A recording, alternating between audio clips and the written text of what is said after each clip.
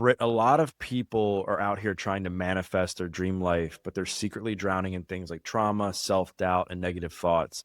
Why do you think manifestation doesn't work when we ignore our shadow? And how can people start doing the real inner work that actually moves the needle? Oh, I love that question. Well, hot take, manifestation always works.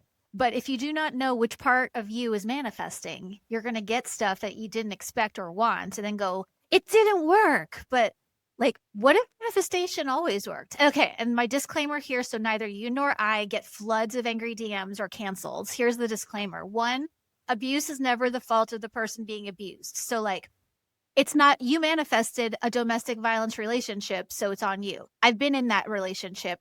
No, not saying that. Two, if you're like impoverished and under systemic oppression, you should just manifest your way out of it. And if you can't, it's your fault and you manifested it. No. So, like anything with my work, I'm assuming we've solved for safety and basic needs. So, assuming we've solved for safety and basic needs, the things that we create in our external lives are often a result of our inner either alignment or misalignment. So I'm going to go with when I was in debt and broke and addicted to a bunch of stuff. It's not like I brought it on myself, but I did manifest that. That was a physical representation of my internal pain. Doesn't mean I caused it. It's just manifestation is just the story of your circumstances. And if you want to manifest things that make you happy, we've got to make sure all your parts, your subconscious, your shadows, your inner child, like when my inner child manifests a partner, a whole mess of shenanigans would ensue. So kids aren't good at picking out partners. And if somebody's trying to manifest something amazing into their life and they're having trouble, they're kind of being blocked from some of the stuff that we've been talking about, like what's a good first step to help people kind of shed that past version of themselves so they can stop attracting the wrong things in their life? Yeah. And the problem with a lot of how modern culture talks about manifestation, it's like all these myths, like just sit there and think about what you want and it'll happen. Just put it on your vision board and then just let the universe do its thing.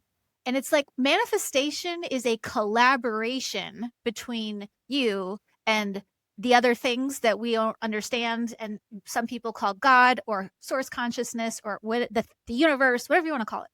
So manifestation requires action. And often when people come to me with that, like, why am I not manifesting? You know, I'm doing the affirmations, I'm chanting, I have things written on my mirrors and a vision board. It's like, yeah, but like, did you brush your teeth? Did you take a shower? Did you make your bed? Sometimes manifestation isn't this psychedelic ketamine trip through the multiverse. Sometimes manifestation is, can you parent yourself with your basic needs today? Because that is what creates the alignment for the manifestations that we want to then become possible. It's not sexy, like make your bed and brush your teeth. No, I want to chant and visualize my magical life, but like you have to do both. Speaking of making your bed and doing things in the morning, I think morning routines are often sold as like the magic fix for things like productivity or even manifestation. What happens when people don't want to get out of bed? Like, how can somebody approach their morning routine with self alignment rather than guilt or self bullying? Oh, I love that. Well, at first, I agree with you. Morning routines are huge, but calling it a morning routine is tricky because if you work at night and your morning is at noon, then like people who are late sleepers are made to feel bad. So instead of calling it a morning routine, we'll call it a first upon waking up routine.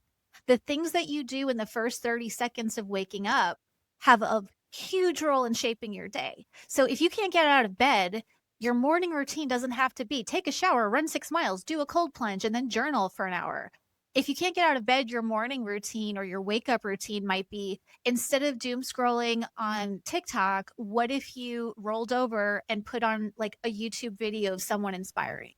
So we don't need to do these giant moonshot types of things to make big changes. Honestly, anything that you do that changes what your normal routine is going to help the manifestations that you're wanting. And so doing anything different changes your brain's autopilot setting to manual. And change tends to work better when we're not on autopilot. Right. And you talk a lot about being stuck, right? You talk a lot about our past robbing us from moving forward. And this kind of ties into what I want to get into next, in that when people are blocked from attracting the life they want, or getting out of bed. A lot of times it's this negative self-talk. And I know we've probably touched on this in a couple of the other conversations that we've had together, but I would love to follow up. What do you think is the most effective way that's based on science to rewire negative self-talk and improve someone's mindset? So I have an internal and an external tool. The internal tool is we talk about self talk like we're being hijacked by our thoughts. Like, you suck. Nothing will ever happen to you. You're a piece of crap. But like, I didn't know until I now know that you can actually talk to those voices. What if a friend of yours called you and was freaking out and was saying, I'm a piece and nothing's ever going to work out for me? If you really loved that person, you'd probably listen and then maybe offer encouragement. Like, what if you did the same for your inside voices? So when you hear that voice say, everything is going to suck, nothing works out for me, what if you said to it, hey, buddy, it sounds like you're in a lot of pain. Let's have a talk. It sounds wacky weird, but it works a lot better to talk to your voices than to just be like yelled at by them all day. And when you start talking to your inner voices, they start talking back. And when they feel heard and seen, then they tend to settle, and that regulates your nervous system, which then allows you to get out of bed, which then helps with the whole manifestation thing. So that's the internal tool. The external tool I call micro yeses. And this is like hard brain science to back this up. A micro yes is take the smallest possible step you can think of, cut it into 20 more pieces, and do that. A micro yes, like I've done micro yeses while tweaking on speed. It's like you don't need to wait till January 1st or Monday morning or after you sober up. A micro yes is a step so stupid, you feel silly doing it. That's your micro yes, because that gives you just a teeny shot of microdose dopamine, which gives you a teeny tiny hit of that motivation energy. Micro yeses aren't like fun looking or Instagrammable, but they do get you moving. Right. And I think one of the problems with the way people think about manifestation is you hinted at this. Just think they can think their way into feeling a certain way. And I think changing the way you talk to yourself obviously works, right? If you talk to yourself in a really negative way, the odds of you doing something positive are probably pretty slim. That said, I do think when you manifest something, what happens is you got the job done. Like you took action, you had these micro wins. And I think the problem becomes when people's lives are a mess and they're trying to think their way out of this mess. They're like, I'm amazing, I'm strong, but yet my bank account says negative $50,000. I just, cheated on my partner. Like I'm obviously feeling like a piece of crap. Like I'm addicted to drugs, like all these things. Like their life doesn't reflect their thoughts. Like how can people close that gap so they don't feel like a fraud? Like, we didn't pre-script these questions, but these would be the questions I would have asked you to ask because they're so good. The problem with affirmations is when you're lying about yourself to yourself, you're not going to manifest anything. So, I am awesome. I am amazing with a bank account of negative 50,000 and an affair or whatever is actually true in that moment. So, it's not like global, we're all amazing if you get high enough in consciousness, but high enough being the operative word. But affirmations should be true right now. So it might not be true that I am amazing. What might be true is I am someone who is committed to taking a step towards fixing my finances. I am someone who is going to find someone to out myself to about my affair. And then make the affirmation smaller. Like we all fantasize about these finish line moments. I made the millions of dollars and I got the girl and I did the thing. But if your affirmations are too far away, they're not going to feel real and your brain is going to go, nope, denied, move on. So we want to make our affirmations as close to truth, what feels true as possible. Right. And how can people begin to do that? Like you mentioned reaching out to somebody and talking to them about the affair, like that's a step, but how can somebody, like if you were to give them like the playbook for like something they could do every day, how could they close that gap? Ask yourself, what am I willing to do today? And then do something. If you're 50 grand in debt, can you make a $2 payment on one of your cards? And again, that sounds stupid. How's $2 going to do anything? But from a manifestation and from a brain science lens, and there's a lot of crossover there. If you pay $2 towards your credit cards, you've now told your subconscious, I am someone who is committed to cleaning up my finances. And then because our brains are really biased, your brain's going to start scanning for opportunities to prove that that's true. Really, manifestation could just be called brain bias working in your favor. And so making a $2 payment on a debt you owe does move the needle, even though it doesn't look like anything. So, what am I willing to do? What am I willing to say yes to today? Find a way to say yes to the you want to be every single day. And those things compounds and like momentum builds, and then big things happen. And you know that because you're living proof of that. Look where you were to where you are. Thank you, thank you, and I'd love to, like, kinda shift a little bit, to kinda what we were talking about before, talking about the shadow, and I think that, people tend to ignore the dark side of them because they may think things like, "Well, what happened to me or what I experienced wasn't that bad." Like, we mentioned these horrific things that happen to people, and we, talked about why people shouldn't feel, guilty for that in their life, right? That, um but people are like, "All right, I have these things that may have happened, but it wasn't that big of a deal. It was 20 years ago, or I could just outwork the shadow part of me." Talk about why that's false. Well, we also want to make sure we're talking about shadow work that like dark doesn't mean bad. Dark just means hidden.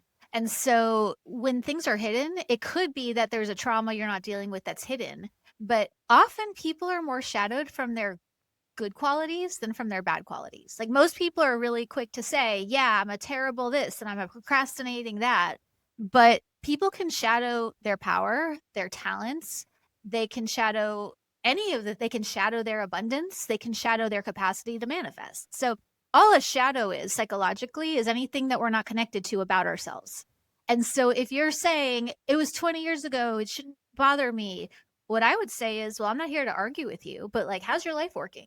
How's your relationship to food, fitness, finances, and sex? If and friends. If all five of those areas you are just crushing it, then okay, that thing actually isn't affecting you. Check. But if your relationships with your self-talk, your food, your friends, your finances, your fitness, or your intimacy aren't working well, it's not hard to look at your when people say to me, how do I know if I'm stuck? My answer is, well, are you? If you look, it's not hard to know whether or not you are. Right. And so when somebody identifies, like, that they're stuck, what do you think is, like, the most, like, effective way to navigate that process and transform that shadow part of themselves so that they can begin to, like, understand, um, like, how to navigate life better? Yeah, and as a therapist, it's fun for me to like, let's go dive in the shadows of your psyche and let's unlock all of these trailheads to these artifacts from your history. But insight and analysis doesn't change until you take an action. So information becomes transformation when you start moving. And so, what I would say to someone who's really stuck, before we start asking why questions, like, why did I do this to myself? And why did this happen? Let's start with what are you, and this goes back to what you asked earlier. What are you willing to say yes to today? Because we're not going to be able to do insight and psychological digging if you can't get out of bed. We have to solve for movement first. And once you get you don't need a lot, but once you get a little bit of momentum, then we can start working on things like trauma or your self talk. But if I had to pick an inside thing to work on first, it would be people learning the tools to how to talk to all the voices in their head. We all have multiple personalities and we don't talk to them. And then we wonder why things are going. If you had friends that you never talked to and you ignored, it's not going to go well. So why do we think the relationship with ourself is any different? Right. Well, and I know you also talk about, like, the downside of positive psychology, right? Um, and how you can't just, like, talk your way out of trauma. Like, talk about the psychology of that, like, in more in depth, and why when people are trying to do this deep work, it's not just as simple as, like, journaling or, like, shouting affirmations in the mirror. And I'm not anti affirmations, I do them. But the problem with all the positive stuff, and I'm not saying the entire field of positive psychology is bad. It's not. There's a place for everything. But when you're really in it and you're wanting big changes in your life, positive thinking isn't true. And so anywhere that positivity comes at the expense of truth, you're going to spin. And so even when I was neck deep in my own stuff, my affirmations weren't, I'm amazing, I am abundant, I am a gazillionaire. My affirmations were more like, I'm a person who's willing to not harm myself today. I am a person who's willing to say yes to going to a 12-step meeting today or whatever. And so affirmations shouldn't be positive, they should be real. And whatever is real for you is going to work a lot faster than trying to positive think your way through something. And speaking of, like, trying to use, like, force to, like, get through something, one of the biggest lessons I learned from your book was that clarity comes from curiosity and not control. I would love for you to talk in depth about that and why people should let go of control and get more curious. Well, I haven't let go of control. I don't know about you, but I'm still a control freak. I just try to manage it better. But, when you're in these fight, flight, freeze, defensive types of physiological states, that's when you're being really controlling. Control is a fear response. So if you're in a fear response, you don't see all of the options and opportunities surrounding you. And from a manifestation standpoint, if you're in this lockdown controlling place, your brain isn't going to be able to pick up on all these hidden cues around you. Curiosity is like widening the lens on a camera. And so if you can approach something with, interesting. And curiosity is not, why is this happening? That's not curiosity. That's a whole nother thing. Curiosity is sort of this neutral, like, I just thought that. Interesting. Or, I just looked that up online. Curious. When you're curious, you keep your amygdala from flipping out, which helps keep you in a wide lens state. And that's the state from which manifestation becomes possible. And I think that one of the things that people struggle with is when they are doing this self-work, they ideally wanna spend some time, obviously, either in therapy or by themselves, and sometimes I think people feel stuck on which questions do I ask myself? Like, how do I move the needle to get more curious about what, um, what I want to do to improve my life? Like, based on this lesson about getting curious and not being in control, like, what's a good question somebody could ask themselves, to take that next step in their life? You're not gonna like this. I didn't like it because it's uncomfortable and it's gross and it's weird. But the best question to ask yourself is, hey, brain, what would you like me to know today? Instead of trying to think of the questions to beat yourself with, ask your mind what it wants you to know. Like I was up like late last night, I couldn't sleep, and I really value my sleep, and I was so frustrated. And I'm like doing the spin, and then I stopped and I'm like, oh yeah, I teach this stuff. I know what to do. And I said to my brain, okay, brain, what is it you want me to know? I'm listening. I'm here. I'm not going anywhere, and it's 3 in the morning. So, I'm all ears. And then some insights came to me about some things that I need to work on or change or whatever. And it's scary to ask your mind what's going on today because it might tell you something scary. It might bring an uncomfortable or embarrassing memory, but feeling uncomfortable is a lot preferable to trying to outrace what's true for you. All addiction essentially is a race to outrun what's true, which is pain, and it doesn't work. So my argument is if you're going to start, ask your mind what it wants you to know. Right. And then I think the deeper part of that, right, like step 2, is it's like, which part of you wants that? Is it the trauma part of you? Is it the conscious part of you? Is it the healed part of you? Like, how can somebody ask that question in the right way that's gonna lead to them actually wanting to make a move? So the next question is also a weird one, but it's how old does this part feel? Like I can tell when, and you don't have to have an exact age. It's not like I'm 8 3/4, but like I can tell when I'm feeling like a raging, moody, hormonal 16-year-old. And I can tell when I'm feeling like a really overwhelmed, scared infant. And I can tell when I'm feeling like a tantruming toddler. And all of those different parts require a different type of care. It's like your body. It's like a knee injury requires different stuff than a flu. So you can't treat your mind with the same tools that you would. Same thing with your body. We need different tools, techniques, and interventions for each of our body parts. You don't put glasses on your feet. You don't put shoes on your nose. And so with our mind, how old does this part feel is the best way to start figuring out what the right thing is to give it. Because again, you wouldn't give a kale smoothie to an infant who's terrified. You would probably give it a hug. But like sometimes my adult parts really do need those kale smoothies and those like really hard workouts. But how old do I feel right now is a good one. And the second lesson I learned from your book is resistance is information, not inadequacy. How can people get better at facing the times where they feel misaligned, they feel stuck, instead of wanting to like turn back around? Yeah, and the whole way that the mental health world calls it like treatment resistant depression. It's like, well, maybe Is that what that is? I've heard that term before. I didn't know that's what it was. on like the Spravato, the ketamine commercials, they'll say, this is great for treatment resistant depression. I'll get out It's of here. like, okay, but like, is it treatment resistant or is your therapist, is your depression treatment like resistant or do you not have like the meds you need? I'm really not into this idea that people are defiant against the things that are good for them because resistance, like you said, resistance is information. And so instead of like, what's wrong with me that I can't, whatever, get curious about, all right, what is the message of this resistance? Let's assume, like, oh my God, let's just assume that your brain is always on your side. Let's just start there. If you assume that your brain is on your side and you're resisting making a change, then we want to know what's the message here for me?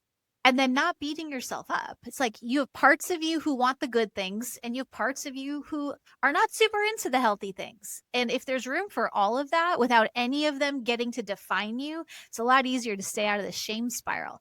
I still have parts that are freaking sociopathic in what they think. I don't let them act it out, but if we all held a microphone to our heads so everyone could hear our thoughts broadcasted, it wouldn't be good. Like thoughts are just thoughts. So if you can get curious about resistance, then you can start to change it. Are you familiar with Ethan Cross's work? Yeah, so we had a conversation about this stuff on the podcast a couple months ago about the negative thoughts and some of the horrible thoughts that people had, and he had an interesting take on it where he said that the reason that people have these when people have these thoughts, the reason they get so freaked out is because it's essentially the person is trying to like protect themselves from doing the things they know it's so wrong. Like he made the example like that he was like going through a group exercise class and he had this heavy dumbbell and he thought about like what would happen if he like dropped this dumbbell on this like person's head or something. I've had that thought. Yeah, and of course he freaks out like, oh my gosh, like what's going on? But the way he describes it is, I just know how horrible that would be and how much, and how, horrible it would be for everybody, including the person obviously who got hit with a dumbbell. And that my brain is trying to protect me from doing that, which I thought was a really interesting reframe for that because we all have had these weird thoughts, right?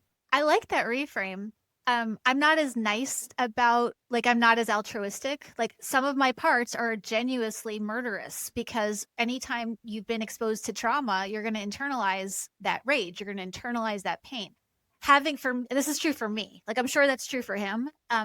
But for me, I want to drop the dumbbell on the person's head isn't I'm worried about doing it. It's more like I have parts that want to express their rage in really inappropriate ways. And then my job is to tell that part, I hear you, that's a choice. And clearly you've got some anger. Let's find a less murdery way to get that anger worked through. So again, and again, the mental health world calls them intrusive thoughts, but like even the most intrusive thought is still an information, a messenger. And if you don't have to listen to all of them. Some of them I just let go by. Like, okay, I just thought that.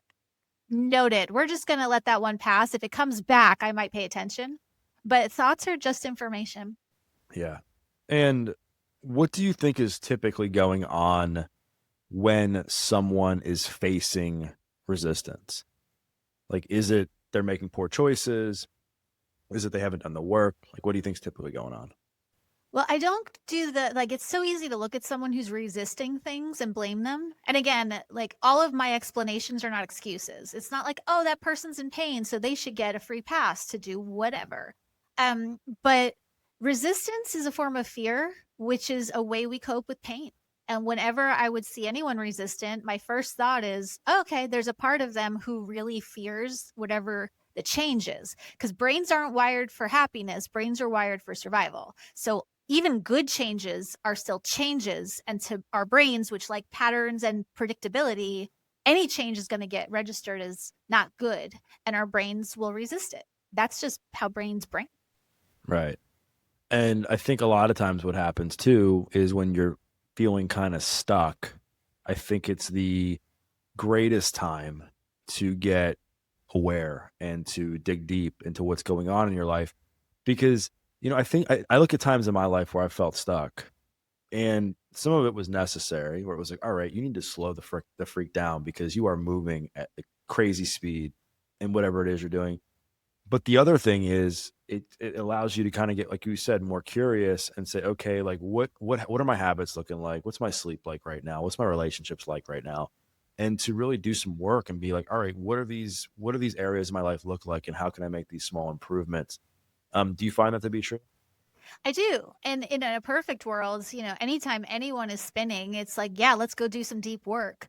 But that's why I love the question, what am I willing to say yes to today? Because deep work isn't always available because of energy, because of money. If you're working 3 jobs and you have 2 kids and an aging parent to take care of, you don't have the time to do deep work, but you can do a micro yes. You can do a what am I willing to say yes to? So the deep, deep dive work, yes, I'm a big fan of, obviously, but it's not the only form of work. And I think when people talk about doing the work, they're only talking about the deep work, but there's work to be done at every depth level. Like the shallow end of a lake has life, the deep end of a lake has life, and different conditions are suitable for different things. So it's really important not to discount the work if it doesn't seem like much or it doesn't seem deep. But yeah, if someone's ready for a deep dive, I'm like, let's go to the shadowy realms of your psyche and uncover all the junk there. Yay. Why do people many times tend to sabotage things that are good for them? Why'd you? Why did I? I was scared. I was, like, afraid of failing, or I was convincing myself that I was gonna fail no matter what, so I just gave up. Um, Fear of taking that next big step. I mean, all the things, right? So would you call that sabotage or would you call that a fear response? I mean, it depends on how you look at it, because I think if you just, light things higher because you're gonna fail, I feel like you sabotage, like, a thing before seeing it through.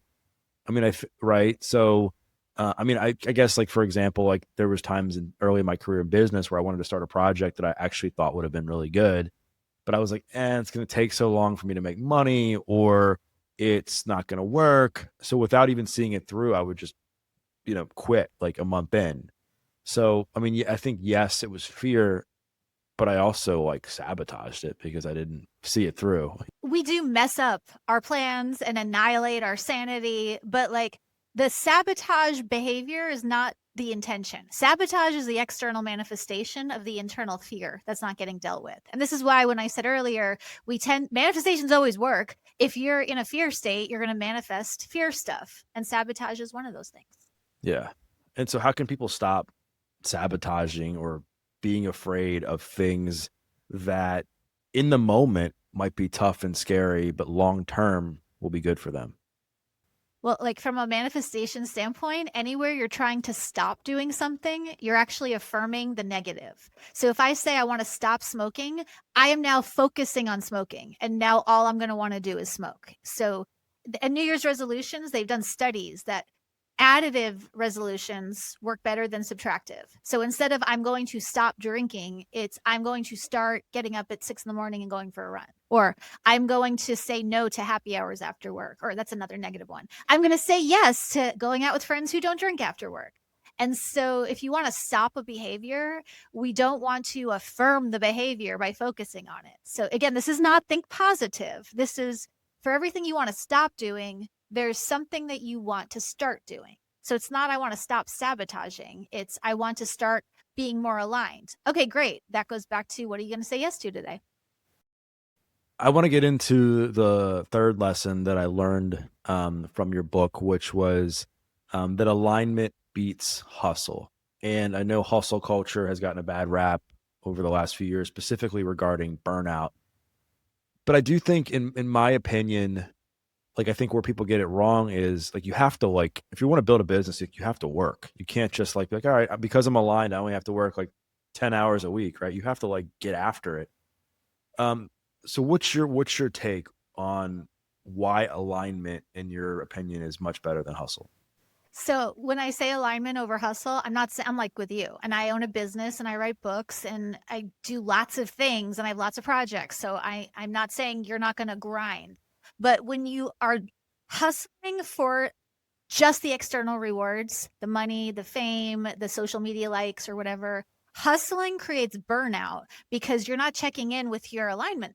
So for me, it is actually aligned for me to spend hours and hours and hours by myself locked in a dark room writing. Like that is very aligned with who I am and what I want. And so the hustle of writing a book is still a hustle, but it's coming from an authentic place.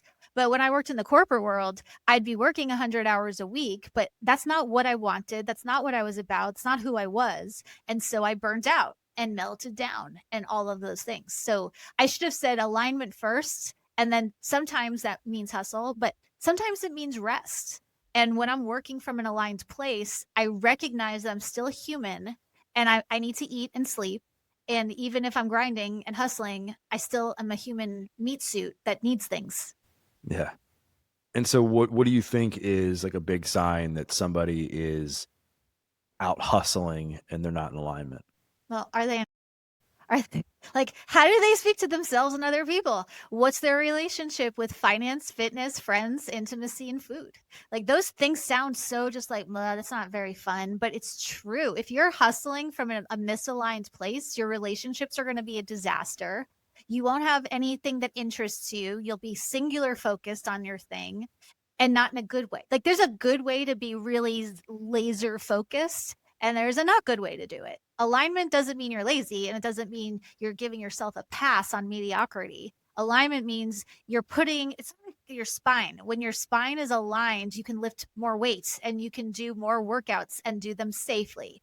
Psychological alignment is like spine alignment. You can do more of a lift when you're aligned than when you're not. Right. And so how can somebody get more aligned? Let's just say somebody's listening to this or they're watching this, and whether it's something in their personal life or professional life, they just feel tapped out, burnt out. No matter how much work they do, no matter how much energy they put into something, they're just not getting anywhere after trying and trying and trying, and they're just burnt out, depressed, lost, etc. What's the blueprint from there? Well, the first step is like, what's true about you right now? So, and not just the negative. It's sort of like to keep it balanced. It's like, all right, so you're trying and trying and trying, you're doing and doing and doing, and nothing is working. Okay, great. What are 5 things that are true about you that skew positive? And what are 5 things that are actually true about you that skew not so great? If you can hold space for the truth of what's going on, you're going to feel better even if external circumstances don't change. It could be that you started a business and now the market's saturated and everyone's doing it and it's really hard. Okay, it might be true for you that you don't actually want to do it. It might be true for you that you desperately want to do it, but you don't have the resources. It might be true that you desperately want to do it, but you need help or you need education or you need a coach. So we want to start, it's not the be all end all, but we always want to start with the truth inventory. And then once they get the truth, like where do people go from there, like to make the right decision on whether or not they're doing the right thing? You can't make the right decision if you don't have a menu of options, and people are always jumping to what do I do without considering, well, what are your options? You know, like what do you do is going to be different than what someone else can do because someone else might have more resources and someone else might have more time. And so we want to start with make a list of 8 choices that are available to you. And they don't have to be good ones. You don't have to like them.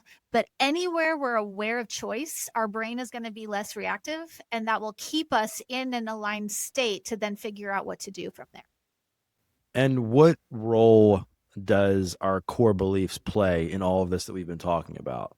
Like, how do our core beliefs and what our values like dictate what we actually can manifest, our energy, how we feel about ourselves, etc.? And this is where the brain science and the manifestation stuff intersect, which makes me really happy. If my core belief is that I will never have money, well, because of cognitive bias, brain bias, because my core belief is I'll never have money, my brain's going to go, okay, now we need to find ways to prove that that's true. Because brains like to find confirmation of what's true. We know this confirmation bias is a thing. We seek out information that backs up what we already believe.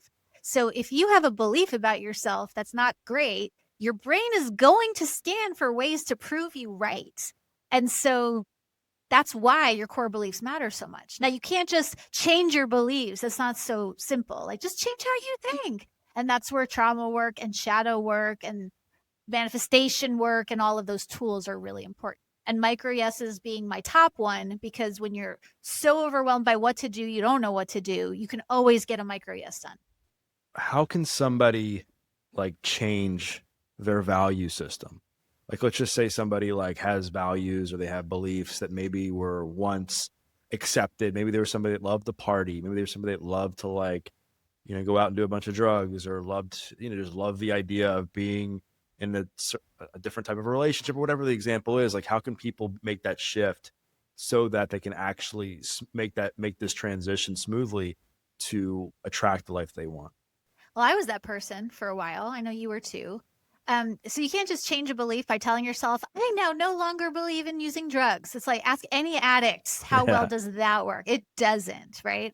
And so before you can change a core belief or reinstall a new value or whatever, we have to detox, because even if you're not addicted to a chemical, your belief systems are what your brain is used to. And anytime you want to change what your brain is used to, you're going to go through a detox and withdrawal process that's very similar to what drug withdrawal feels like, minus the medical implications. It's like you need like medically supervision types of detoxes for certain drugs and alcohol. But if we don't plan on a detox withdrawal phase, we're going to wonder, why doesn't my good decision feel good? Why do I feel like crap? Why do healthy people bore me in relationships? Why does not drinking make me want to run out a window?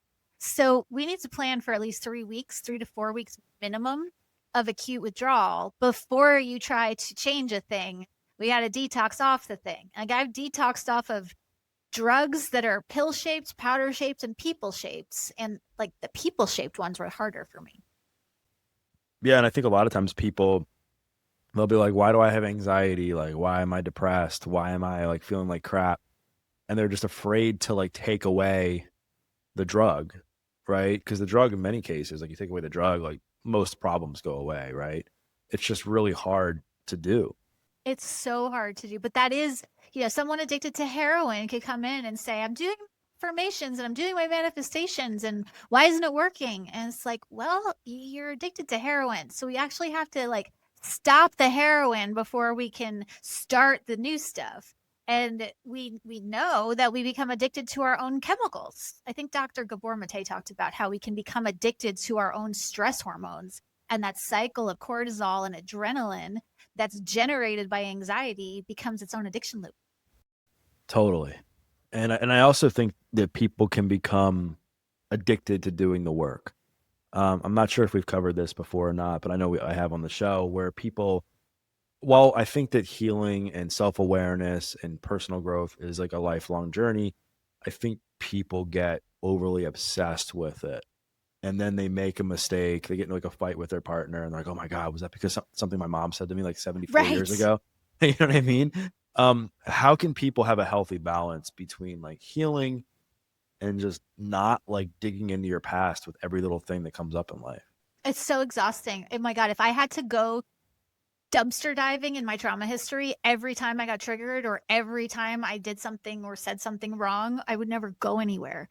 So, like, then the question is, when you think a thought or you're triggered, first we got to figure out, does this need my attention? Not every thought, we said this earlier, not every thought needs your attention. Not every trigger needs to be unpacked.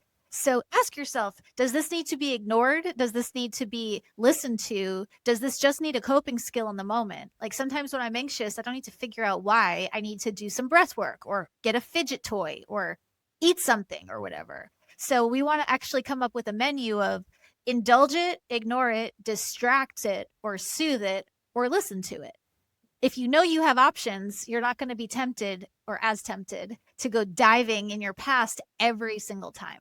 But some people become addicted to the work and they focus on the past as a way of bypassing present pain. It's easy, and I did that because I was in a cult for a while, and I get it. And it's the same process whether you're like in a religious cult or hyper religious about your wellness work. It's like, what are you avoiding? All healing work should make you feel more like yourself, not take you out and further away from yourself. So Yeah, I forgot you were in a Christian cult, right?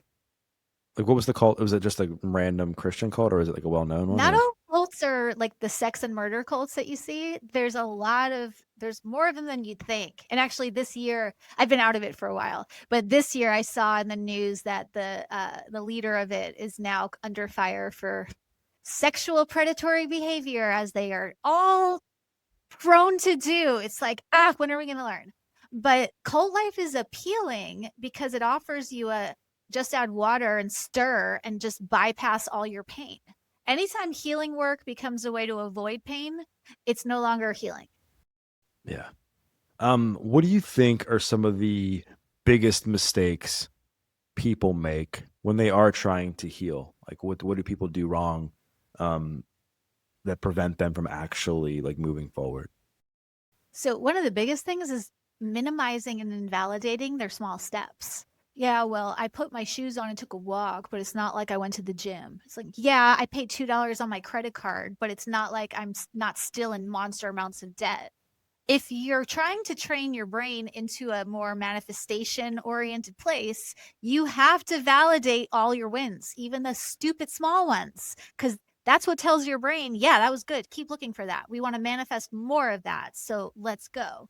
So, invalidating is a really big thing that keeps us spinning. And the other one is trying to convince everyone in our life to join us on the journey. It's like, people, you can invite people to come, but they either will or they won't. And we've got to be willing to keep walking with or without the people that we want to come with us.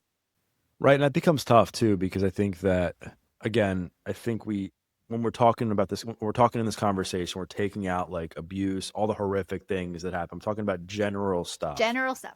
general like everyday stuff that isn't horrific. Um, that people when they're doing the work, they're listening to podcasts like this, they're reading books like yours, they're like, all right, I've understood now that because of the way my parents talked to me when I was a kid, like I'm messed up. And now I'm cutting them off. Right. Which I don't think that's healthy because I think that in my opinion, and this is just from my own experience and the way I viewed my childhood, I think parents, again, generally speaking, did the best they could with the tools they had. And I don't think they meant harm in a way that sometimes people interpret it. And so I say that because how can people be accepting of what happened and also have compassion for the flaws in their family, people close to them that need to be in their life, like their mom, their dad, their brothers, sisters, etc., without like permanently cutting them off. Well, the need to be in their life, I'd push back on. It's like, Well, the maybe not the need, but the fact that there's a likelihood that they will be in their life. and I'm with you. I'm not like just cut everyone off who's making mistakes. However, I don't think you need to sell like compassion on people is a byproduct of doing your work and aligning with yourself. Forgiveness is never necessary. Compassion just sort of happens once you start understanding things. But if you don't want to have contact with your family, I'm not here to tell you you should. Yes, it's kind of like extreme to use a blowtorch to light a candle. So sometimes a full no contact isn't necessary. But I would be hesitant to say they did the best they could and everyone's doing their best. It's like, well, that might be true, but are they showing up? Are they making amends? Are they invested in any conversations resembling reality? And if they're not, even if there's no horrific abuse, if they're not, then what is it costing you in terms of your well being to be in this dynamic? And then I would say before you go no contact, ask yourself, what are your choices? Because you probably have at least 6 or 7 choices before no contact becomes necessary. So, but I would push back on the idea that just because they're your family, they should be in your life. I don't agree with that. Well, no, I guess I kind of backtrack a little bit. I mean, I still kind of stand by what I said in that I think that people are too quick to cut people off, Agree. Yes. which is really what I meant. When people are going to have to see their family at the holidays and without making things awkward.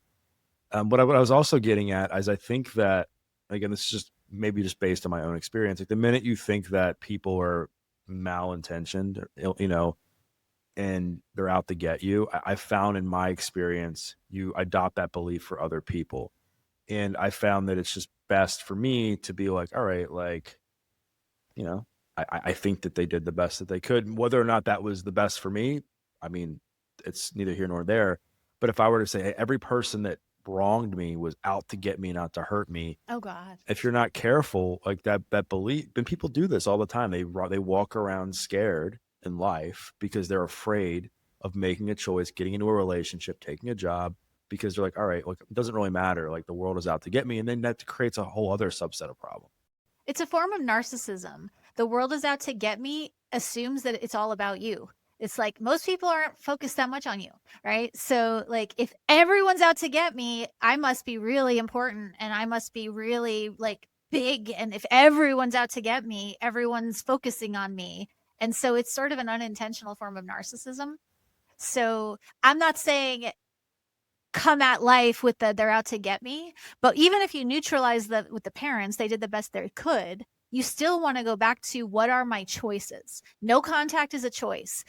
Keeping on, go along to get along is also a choice. Trying to set a boundary is a choice. Some people realize that their families push back on boundaries. When I tried to set boundaries with family, they got aggressively like not cool about the whole thing, which then hastened my choices towards no contact for certain members.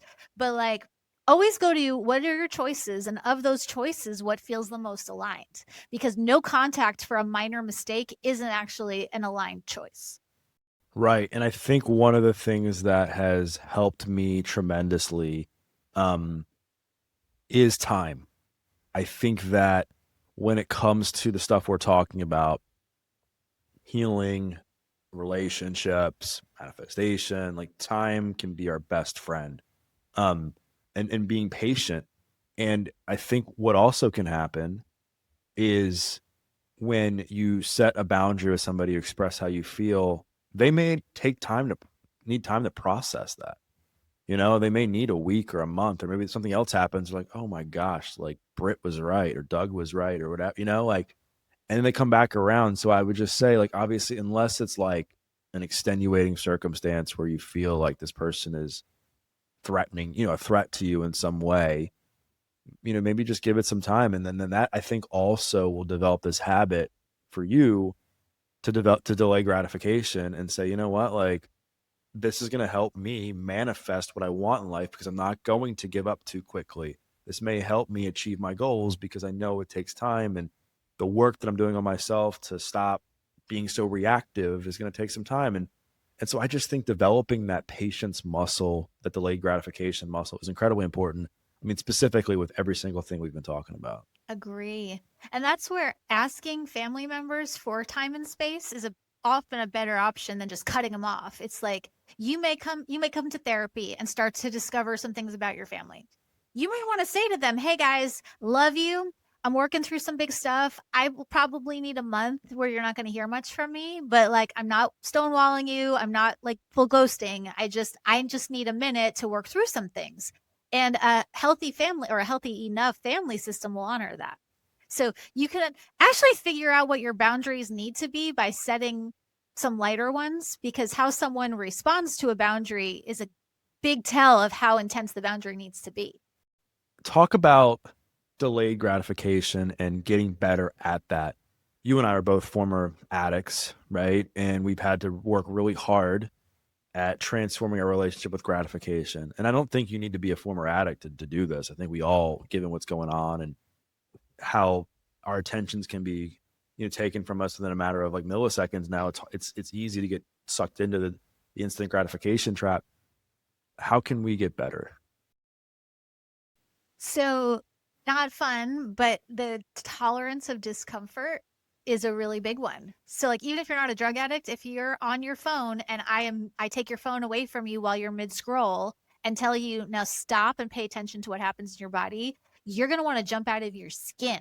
Likely, not every person in every situation in every place, but like likely if you're used to scrolling at night and I take away your device, you're going to get a little itchy and jumpy and fidgety, and delayed gratification is possible when you can tolerate the discomfort of withdrawing from the thing you think you must have right now.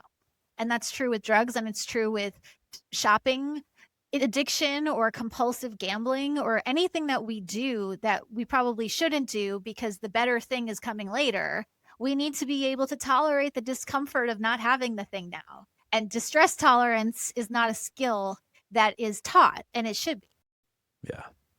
And I think one of the other things that people have a hard time doing is when they're feeling overwhelmed and flustered when stuff happens, right? And that will then get them to do a thing like a drug or have a drink or react in a certain way. What can somebody do to like calm themselves down in the moment? Don't try to calm down. The expectation that you should be calm when you're withdrawing is going to keep you stuck really fast. So, like, plan for the chaos. Don't try to calm down. You're not going to. Like, I remember the first couple of months where I was not doing my substances. I wasn't calm. I wasn't like, yeah, everything's great because I'm sober. It was not that. So, plan for the chaos of the withdrawal process instead of trying to calm yourself down. Think of it more like accompanying yourself through the chaos storm. So, be with yourself while you're going through it will help you. And there's a term in what's called DBT therapy called urge surfing, where like the urge to do something is really strong. It's like, okay, but can you like surf on top of it instead of getting barreled underneath it? Right. Well, Britt, this has been amazing. Part three on the pod. I want to thank you for coming back on the show. And I think my audience is going to love this conversation. Thank you so much for having me. Talk about the book. Like, where can people find the book? Where can people follow you if they haven't already? Yeah, I'm so excited about this new book. It's called Align Your Mind, and you can buy it wherever you buy books and follow me on Instagram at Britt Frank. Britt has 2 T's. Well, thank you once again for coming on the show. Like I said, audience is going to get a lot of value out of this one. Thank you.